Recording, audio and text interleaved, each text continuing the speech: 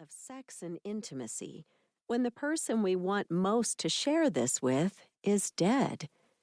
How do we find our way to letting someone else in? How do we know when we're ready? Is there one way that works for everyone? The easy answer to that last question: no. We all experience grief in our own way, and that includes the myriad ways that we invite sex into our lives, or don't, and we change along the way.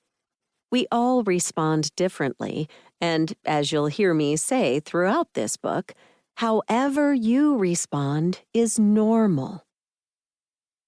Some people feel frenetic sexual energy and yearn for a sexual outlet right away. Some start dating immediately, some gradually, some not ever. Some withdraw from sexual possibility. Some share their bodies, but not their hearts. Many give themselves sexual release to the fantasy of their lost loved one. You'll meet many of these people in this book, whom I've named grievers, as they open their private lives and thoughts to you. I hope you'll come away realizing that no one is wrong and no choice is defective or shameful. You'll learn many options, and you will choose for yourself.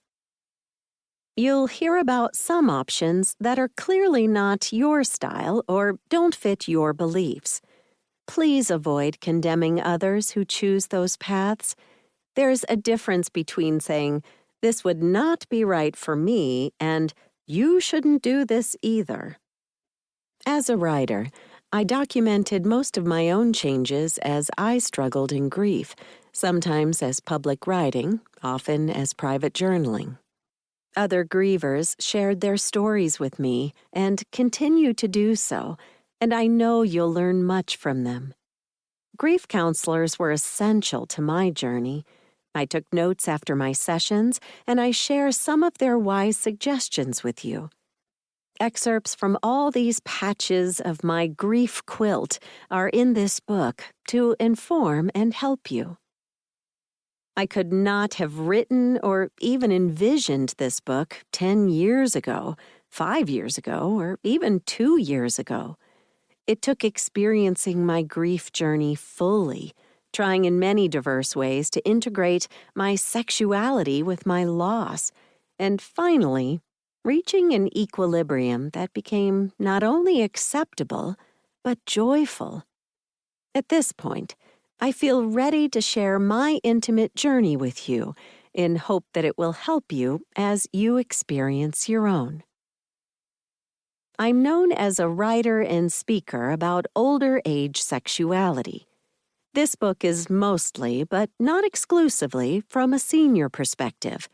If you're younger, 80% of it will speak to you and give you information you won't find elsewhere.